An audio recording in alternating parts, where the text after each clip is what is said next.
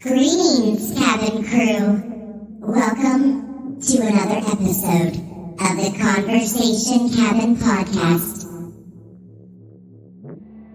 And I'm your host, Farah. How are you doing out there, cabin crew? Are you ready for tonight's story? It's going to be a doozy.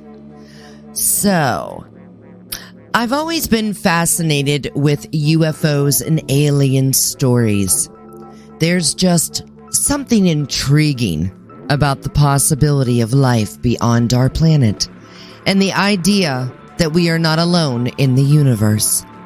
From the famous Roswell incident to the recent Pentagon UFO sightings, the subject of extraterrestrial life has captured the imagination of people for generations.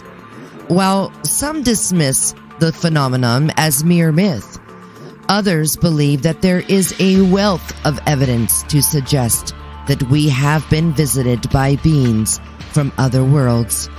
Whether or not there is any truth to these stories remains a mystery, but the fascination with the unknown and possibility of what lies beyond our own planet continue to captivate and inspire us. Since the 1940s, there have been countless reports of UFO sightings around the world with varying degrees of credibility. While many sightings can be attributed to natural phenomena or human-made objects, some remain unexplained, fueling speculation about the existence of extraterrestrial life. In the United States, the number of reported UFO sightings have increased significantly since the 1940s, with peaks in the 50s and 60s, and a resurgence in recent years. The prevalence of technology and social media have also made it easier for people to document and share their sightings, leading to a growing interest in the subject. While the scientific community remains skeptical about the existence of UFOs, the fascination and mystery surrounding them continue to captivate the public, and I am one of those people. I have always asked myself, are we really the best that life can create? No. I don't believe that we are the only living humanoid type beings on this earth or dimension. With as much negativity that we tend to spread, division that we love to create among ourselves, the fact that we can kill our own, kill others, we're greedy, selfish, narcissistic human beings. No. This can't be all that the universe created, because then the universe did a horrible job. I'm going to tell you an unbelievable story. Examining the evidence. The Varginha UFO case revisited. Stay tuned, cabin crew. Now, before we get into the Varginha incident, I want to let you know about a few other crashes that happened in Brazil. So, in September 7th, 1957, in Ubatuba, Brazil, there were eyewitnesses that observed an object descending at amazing speeds from the sky. Before hitting the water, it explodes. Fragments collected on the beach are sent to a lab to be analyzed. The headline that was in the local newspaper read, "Scientific analysis confirms extraterrestrial magnesium from the alleged Ubatuba flying saucer." And in Trinidad, Brazil, January 16th, 1958, a photographer and the crew aboard a Brazilian Navy vessel witness a disc-shaped object maneuvering over the ocean. The photographer grabs his camera and takes a few pictures. Linz, Brazil, 1968. A resident, Maria Jo Sintra dos Santos, had a close encounter of the third kind. When asked what the size was of the disc she saw, she answered, quote, "It looked like a big plate. Enormous plate. Enormous. And it looked like inside the device was another person. I didn't know if it was a man or a woman.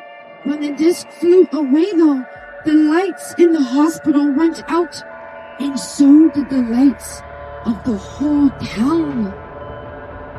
1977 in Colares, Brazil.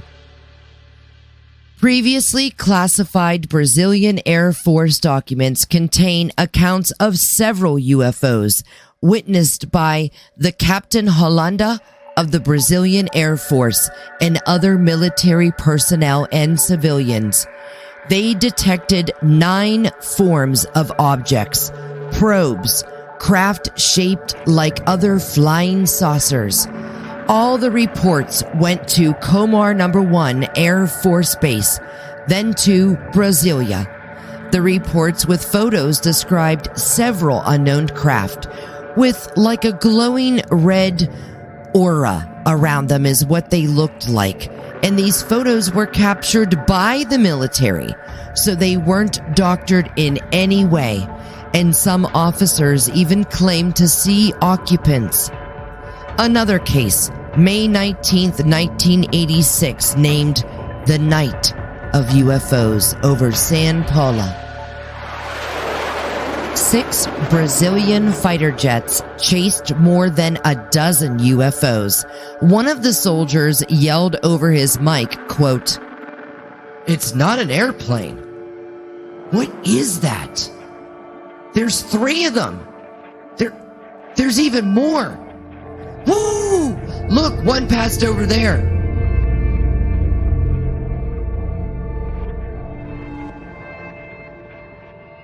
The control tower replied, 100 to 150 right in front of Mike Bravo Zulu. Got it? The guy's after it.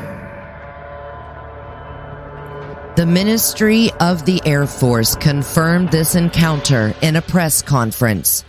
So as you can see, Brazil takes these sightings seriously.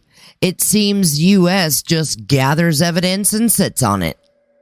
One of the pilots in this case was quoted saying, "Our job was to simply approach and identify, but we couldn't even get close, much less identify."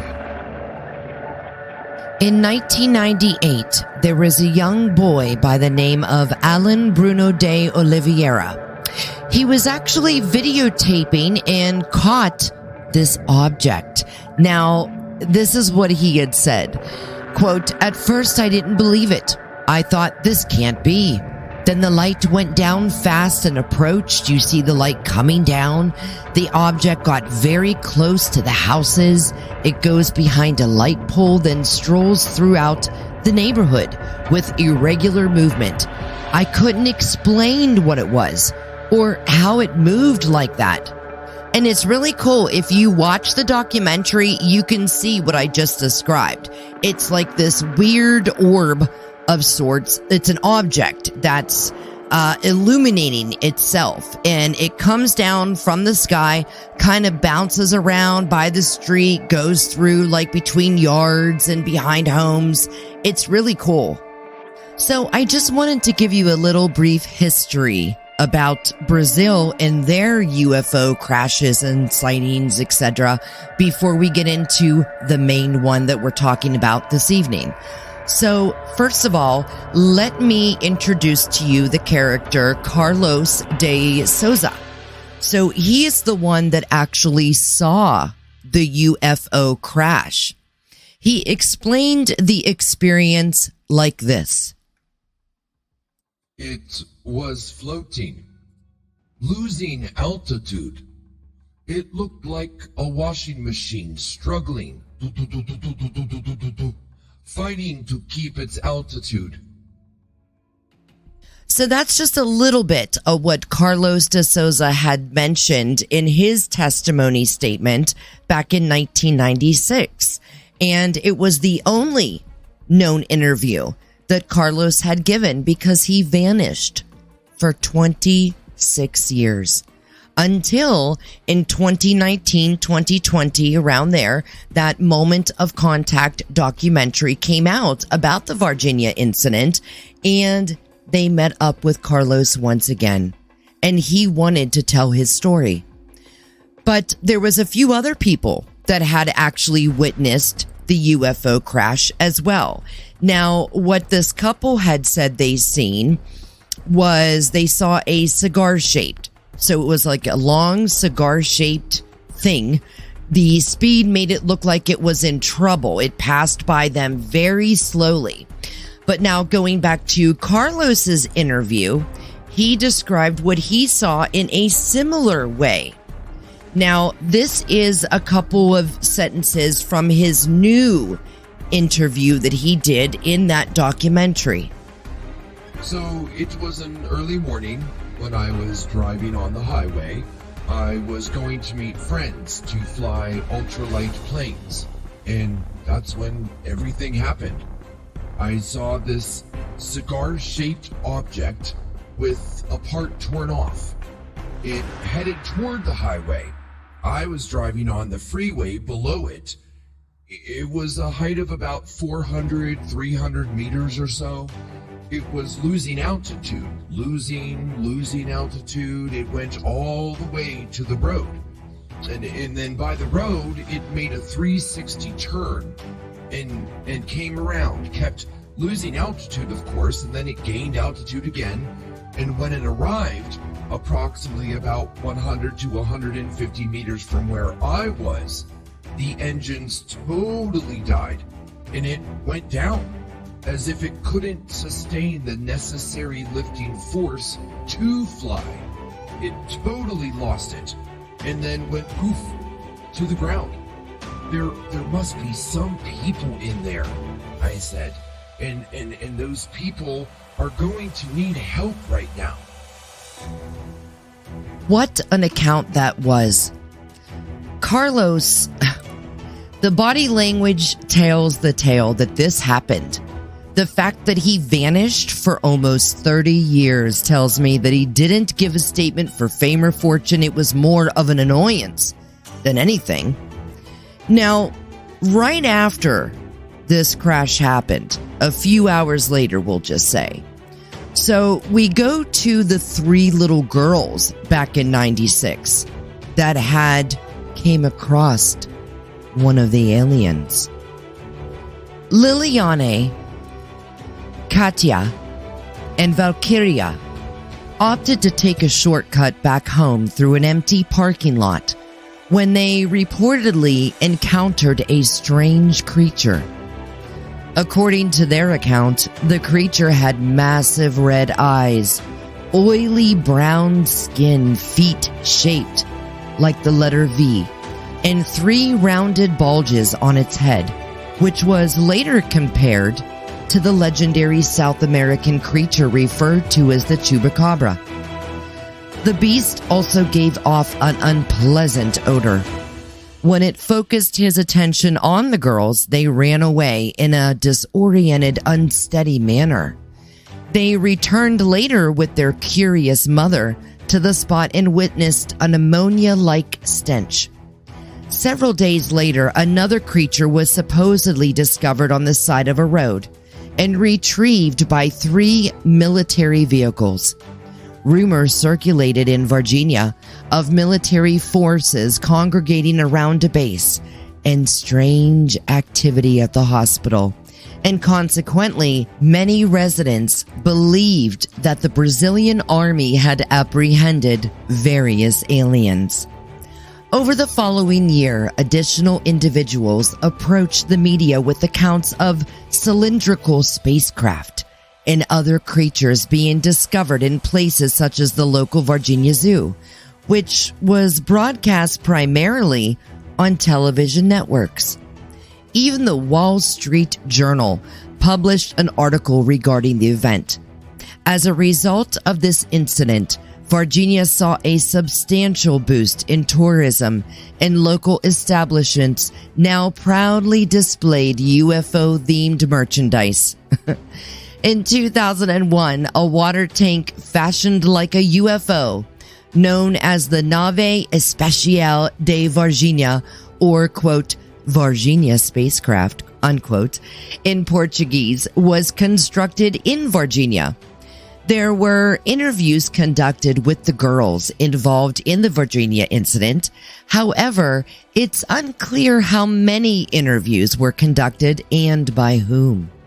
The reports on the incident mention that the girls shared their account of the creature encounter with local authorities, but further details of their interviews haven't been documented. It's also worth noting that the credibility of the claims made by the girls and other witnesses is still debated among skeptics and believers in the paranormal community. Now, here's the really crazy part that I was excited to tell you. So, there are reports claiming that during the investigation, Marco Ele Cerisi, a military police officer, died due to the effects of interacting with an extraterrestrial being from that crash. It said that the Brazilian police and military apprehended at least 2 aliens during the incident, and one creature scratched one of the officers, I'm assuming Marco, infecting and killing him before meeting its demise, along with its fellow extraterrestrial companions. The United States Air Force reportedly seized the alien remains and transported them to an undisclosed location.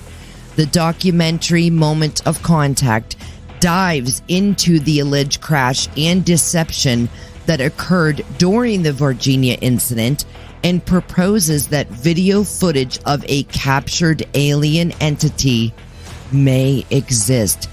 Isn't that crazy, guys? The fact that there is an account that someone actually died from being in contact. It was, I think what I had heard was the guy was carrying the alien, and being that it was like somewhat out of it from the crash, it accidentally scratched him, and then, like I just told you, it got him infected somehow, and the infection spread and he passed from it. But I mean, that's just crazy that there's documentation about, you know, that not only just from Roswell that we hear there were aliens taken to an undisclosed location, even though there's reports that it was a base, I think in Ohio. But it just blows my mind. It just blows my mind. But the incident has been known as a well-kept secret by many officials. And here is a question for you all, real quick. How is the U.S. allowed to just waltz into another country and seize another country's investigations? The more I learn about politics and government, the more I'm learning, like, wow, high up officials, some citizens really think we're the shit. And no, we're not. I don't think I was taught in school about a world order document that says the U.S. can just butt its nose into any country's business at any time. If you know something that I don't know, I want you to leave a note in the comment section of either the post on Instagram about this episode coming out, or in the comment section of underneath where you listen to the episode at. I want to kind of know if I missed something in school. I want you to educate me. So if there's something where our military is just allowed to walk in and confiscate everything of another military's investigation, let me know, because I'm very interested. So now, not only was Carlos re-interviewed for this documentary, the 3 girls, now women, were re-interviewed as well. So this is a little bit about what they had said with their encounter with the alien. So remember, after the crash happened a few hours later, the girls were walking, taking a shortcut, as I had mentioned earlier. And this is what they said when they came upon the alien. It looked a little distressed, in that it appeared it was sweating. It was very hot that day, and it gave us the impression that it was suffering from the heat, the hot sun, the way that the skin looked. I said to my other friends, guys, look at that, and the creature turned around. We all saw the eyes, and that's when the being took off running, and when it turned around, we only saw the eyes. They looked like slits. But we couldn't see a normal mouth, like ours, like human. And then one of the other women had said that the eyes weren't very big, not like human size, nor were they even human shaped. They said that it didn't look human, nor was it an animal.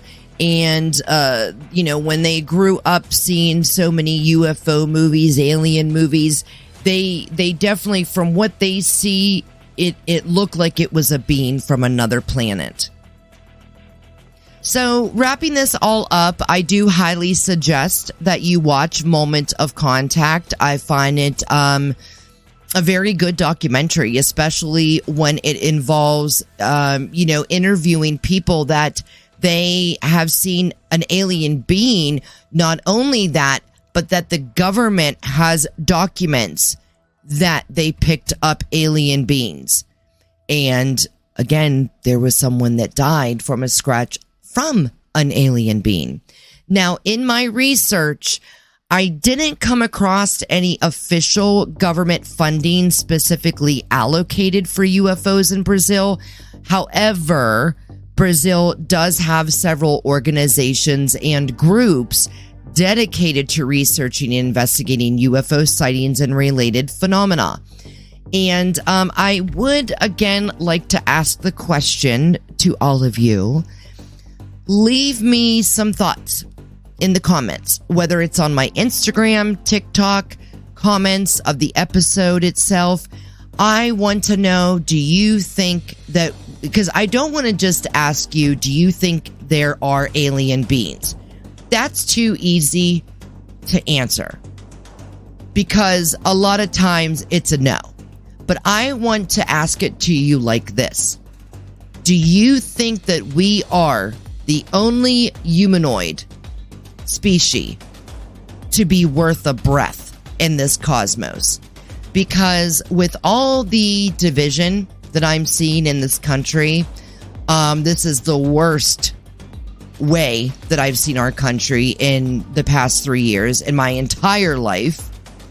The crime, the murders, the raping, the human trafficking, the drug trafficking, the division of pointing fingers, division, no unity anymore. It's all, you did this, you did that. If you honestly think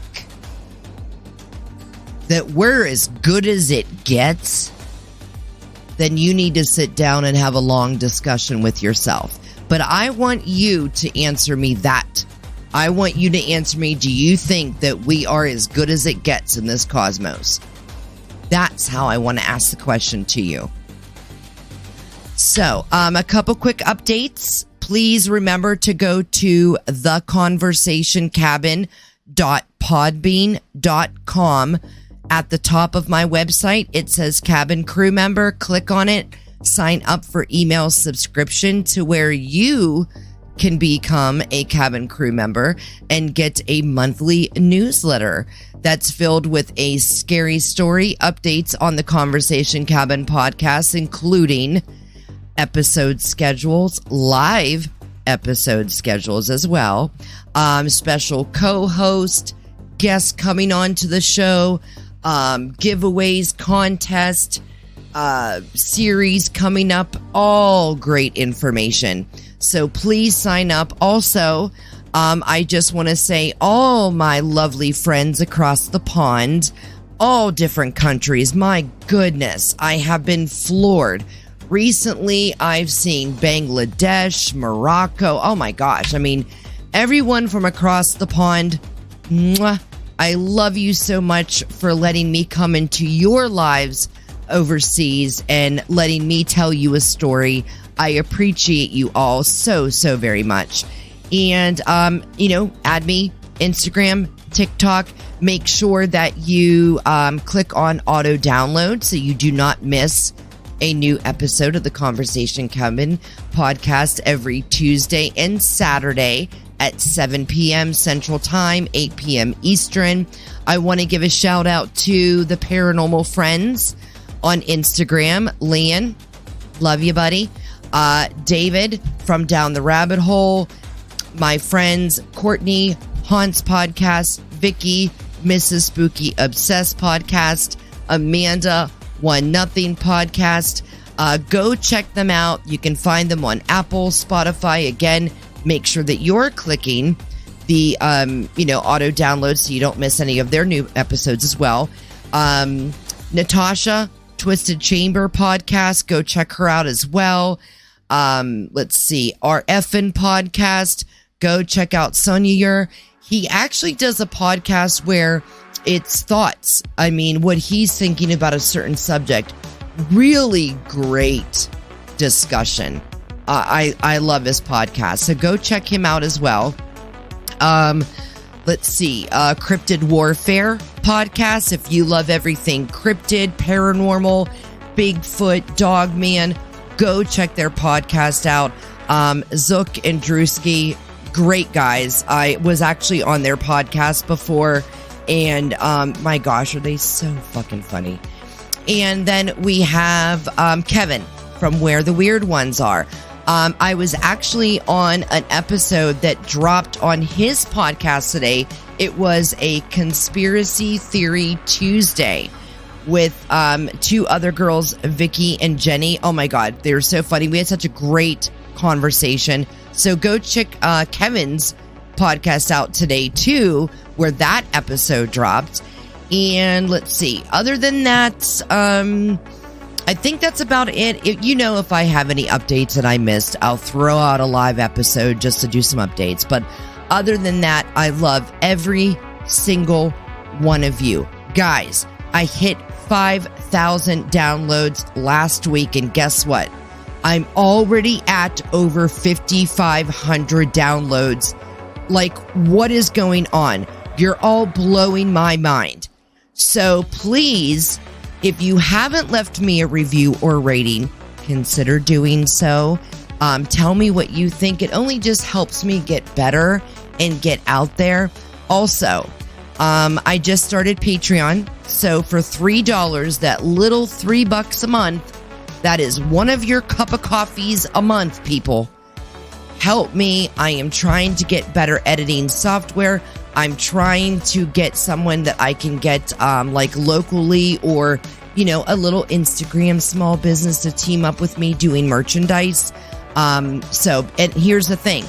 If you help me get to my goals, I will give you a piece of free merchandise when I get that started. So no contest or giveaway. I'm just going to give you a piece of merchandise for free. Because that's what I want to do. You're my family. You're helping me do this. I didn't get into this for money or to become fame and fortune, popular, all of that. I did it because I love writing stories. I love telling stories. I love acting out stories. So what better way to do it than on a podcast, right? So other than that, I'm rambling. I love you all. Mwah. Until next time, cabin crew, explore your strange.